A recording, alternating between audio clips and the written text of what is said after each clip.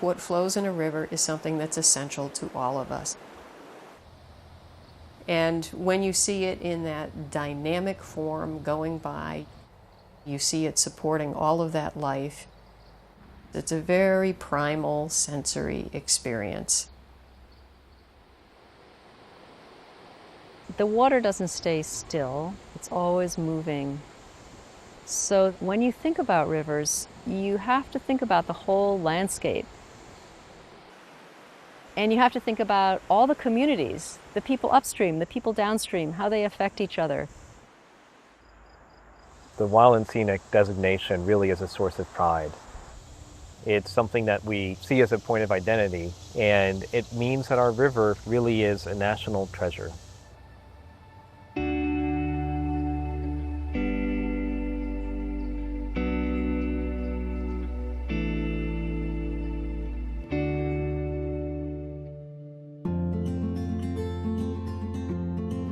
The original wild and scenic rivers in the western part of the country were rivers that were not much developed and largely on federal land.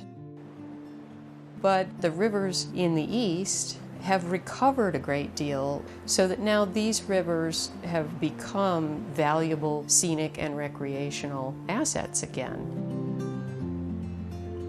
The Wild and Scenic Rivers Act was a big umbrella.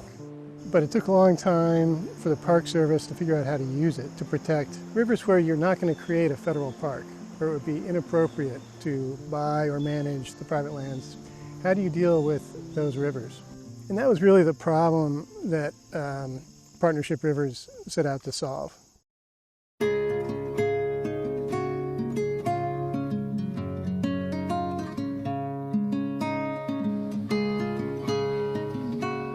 The whole area is very special, but the gem of the area, which draws people from all over the country, is the river. Parts of making a case for wild and scenic designation is demonstrating that the river has outstanding resources. There's a tremendous trout fishery, cold water fishery here. I fish all over the place, and everybody has heard of the Farmington River. And you see license plates from New York, New Jersey, all over the place. You can kayak, you can canoe, you can go tubing. When people recreate on the river, they get to experience it firsthand and they get to understand why it's important to protect it. So there are tens of thousands of people using this river for recreation and all the auxiliary businesses that are supported by anglers and paddlers. All of these different interests really needed a mechanism for working together. And the wild and scenic designation seemed to be a really good way to do that. So Mickey has volunteered with us since the beginning. When we all meet together, we're asking one another, what are we going to do to promote river outreach and education? The Farmington River is a very special place. Becoming part of the River Steward program is just protecting an area that has given me so much over the years. We help with invasive removal, also promote education to the youth in the area. We do some cleanups. We have a very strong spirit of community. People who are retired will go out and walk the riverbanks and clean it up. So it takes a lot of different folks. There's also resource stewardship, like our water quality monitoring program. We are sampling 15 different locations on the upper Farmington.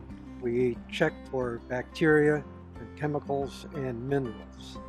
This is a project that's been going on for at least 10 years. Our hopes are to engender more people helping us out, working to fulfill that management plan. We need everybody to become a steward of the Farmington River.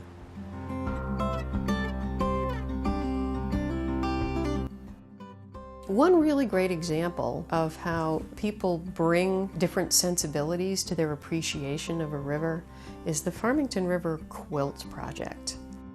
Favorite scenes and favorite spots along the wild and scenic stretch of the river portrayed as quilts.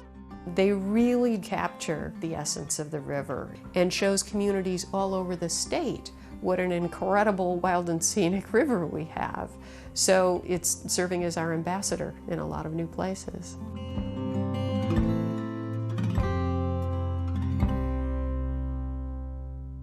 Our rivers flow through a patchwork of different kinds of ownership. There's U.S. Fish and Wildlife Refuges, the National Park, but there's also a lot of private property, state conservation land, roads, all kinds of things that make it actually pretty complicated to manage a river. There are some businesses that are located along the river. There are private homes along the river. The towns own land along the river.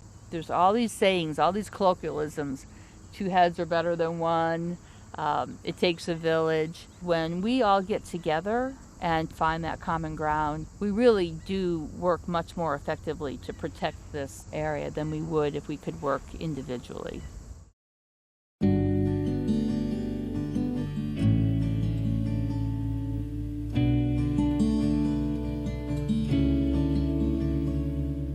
I love rivers, and they all have their own personality. The Assabet is a very intimate experience. I think it's a beautiful river, and it's a hidden treasure for Massachusetts. You never go on this river without seeing great blue heron, turtles, frogs, snakes. It's an osprey. You forget that you're less than an hour away from Boston. This wild and scenic river is the closest wild and scenic river to a metropolitan area. On a weekend, you'll see a lot of people using our rivers. That is new. It didn't used to be that way in recent history because the rivers were very badly polluted. The Assabet River had 5 major wastewater treatment plants discharging treated sewage, and our work has been to help clean that up. Just a little bit upstream was where it got really kind of gross. But because downstream we had wild and scenic, that gave us some good leverage for protection from those polluters upstream. So it's a really wonderful tool for people in the community who want to clean up their rivers.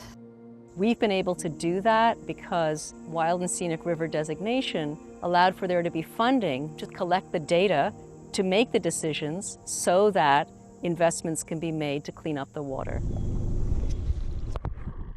We have some pretty serious invasive plant problems on our rivers. There we go. This is what you see on the river. You just see this little bit, and they hang in the river, and then all this will break down in the fall, so it can have a negative impact on the dissolved oxygen content. So you reduce your native fish because many of the native fish need a little higher dissolved oxygen. There were so many of these water chestnuts in here that you could not possibly remove them by hand. You had to use a big piece of equipment. The U.S. Fish and Wildlife Service formed a partnership with the town of Lincoln, the Concord Land Conservation Trust, and the town of Concord to purchase an aquatic weed harvester to pull them out of here. Working together, we've been able to have an impact that we could never have had otherwise. We're part of a watershed that's 3 rivers. The Sudbury and the Assabet rivers meet in Concord, and at their confluence, the rivers turn into the Concord River. This place has a very rich history. It has one of the highest concentrations of Native American artifacts in all of New England. And then the American Revolution got started right here. The Minutemen went right over the Old North Bridge. So this is really ground zero for the American Revolution. This whole area has got a lot of historical significance. So one of the things that the River Stewardship Council does is we review projects that are either federally funded or where there's a federal permit that's necessary. This is Lee's Bridge.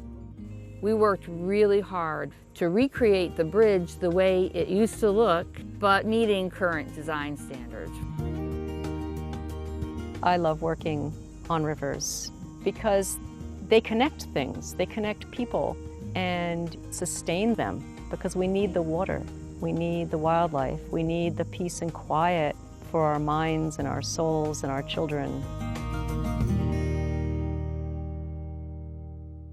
Communities that have been living in harmony with these rivers for hundreds of years They've got some strong feelings about what's important. So if you bring that in and integrate it into the planning from the get-go, you're much more grounded in a reality that's going to get you a good product. Wild and Scenic sometimes suggests to people that the river is going to be considered wild and pristine, and therefore you won't be allowed to do anything on it or around it. That's really not the case. It's recognized that these rivers are within towns. They have historic uses, and that is respected. It's brought some money, it's brought some attention, and it's brought the communities together around the rivers in a nice way. It certainly wasn't a land grab by the federal government.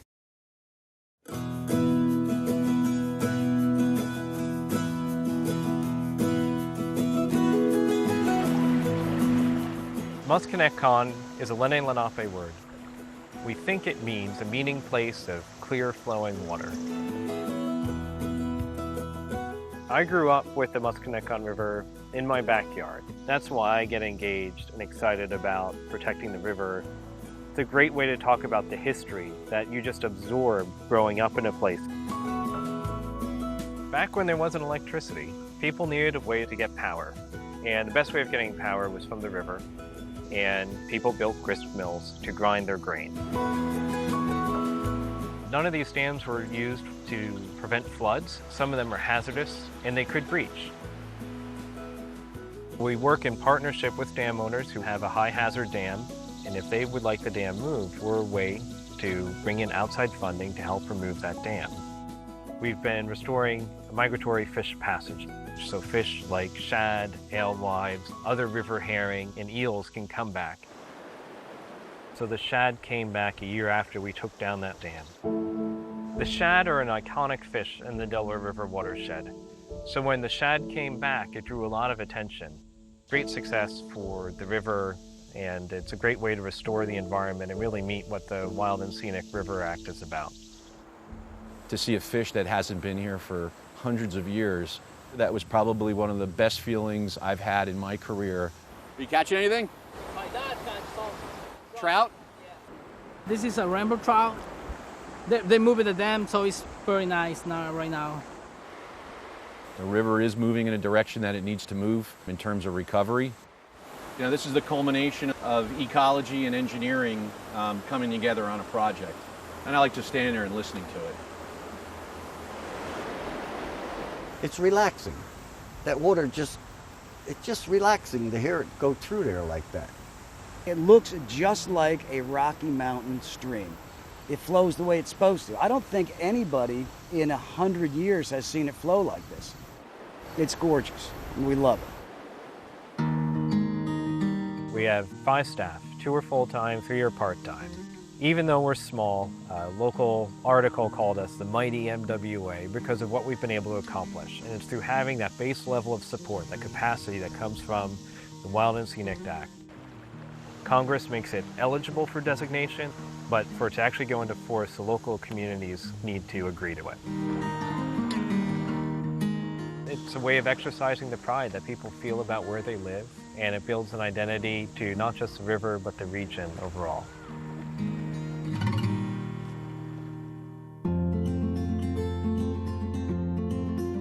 I think we're seeing the return of rivers.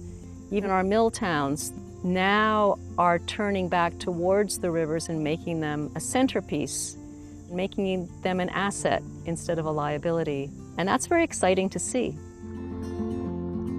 The river is never going to go back to an untouched, pristine state. So the question is, what choices are we going to make in shaping the future of the river?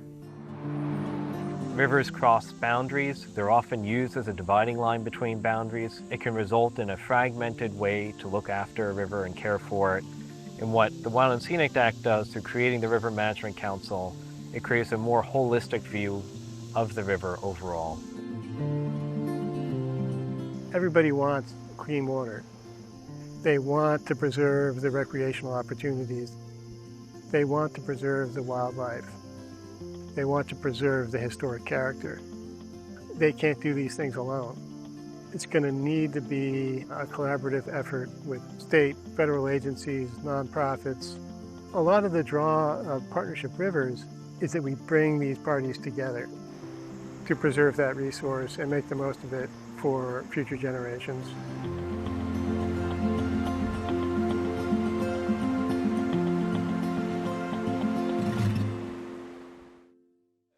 Every time we used to go out in a boat, this guy here was the only one that would catch trout. All we catch was weeds. We got the hawks, Right. what's that long-necked bird? Oh, heron. Heron. We had a couple of them in here. Yeah. Dick Big don't like too. him because he's got a pond. They go after his fish. They eat your fish, yeah. They want my fish. I can sit on my deck in my yard when the water's a little bit higher, and I love to hear that ripple effect. When I check on him as he's listening to the ripples, he's usually asleep. No, come on, I'm not sleeping. How can you sleep listen to the ripples of the water? Put you to sleep.